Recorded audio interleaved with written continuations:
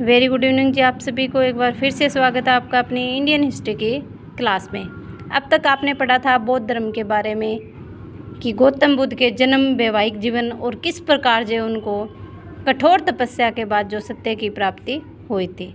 अब हम आज पढ़ेंगे बौद्ध सभाएँ या फिर संगीतियाँ कि कितनी बौद्ध सभाएँ हुई थी, कहाँ कहाँ हुई थी, कौन उस समय वहाँ का शासक था, कौन उस समय वहाँ उस संगीति का अध्यक्ष रहा था, फिर जो है कौन सा स्थान रहा।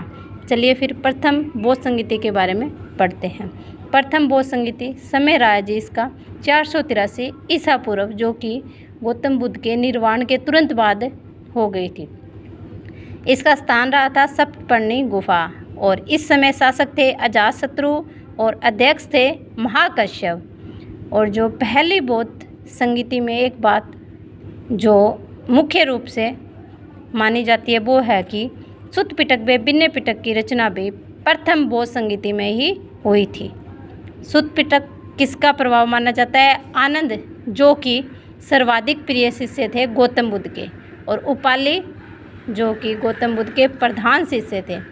इसके बाद प्रथम संगीति की एक विशेषता ये भी रही है कि इसको पंच शतिका कहा जाता है।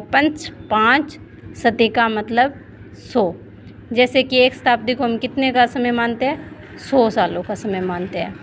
तो इसमें 500 भिक्षुओं ने भाग लिया था, इस वजह से प्रथम संगीति को पंच शतिका भी कहा जाता है। अब द्वितीय बौद्ध संगीति की बात आती है। इसका समय रहा था 383 ईसा पूर्व, यानी गौतम बुद्ध के निर्वाण के 100 साल के बाद। इसका स्थान था चुलवग, वैशाली बिहार में था ये भी, और शासक थे कालाशोक, और जो अध्यक्ष थे सवाकामी, जो इनको कई जगह पे साओ कमीर नाम से भी जाना जाता है। तीसरी बौद्ध संगीति का समय था 251 ईसा पूर्व। स्थान इसका था पाटलिपुत्र बिहार, और जो इसके समय शासक थे अशोक मौर्य वंश के, और जो अध्यक्ष थे इनके मोगली पुत्र तिश थे। अब बात आती है चतुर्थ बौद्ध संगीति की। इसका समय था प्रथम शताब्दी ईस्वी, या फिर आप कह सकते हो कि शताब्दी की जो प्रथम ईस्वी थी उस समय चतुर्थ बौद्ध संगीति हुई थी।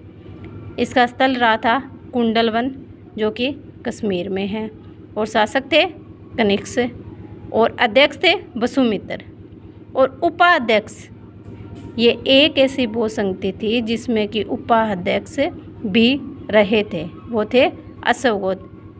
कल हम पढ़ेंगे कि किस प्रकार से जो है बौद्ध धर्म को मानने वाले लोग, यानी कि इसका प्रचार कहाँ कहाँ तक फैला था। जय हिंद, जय भारत।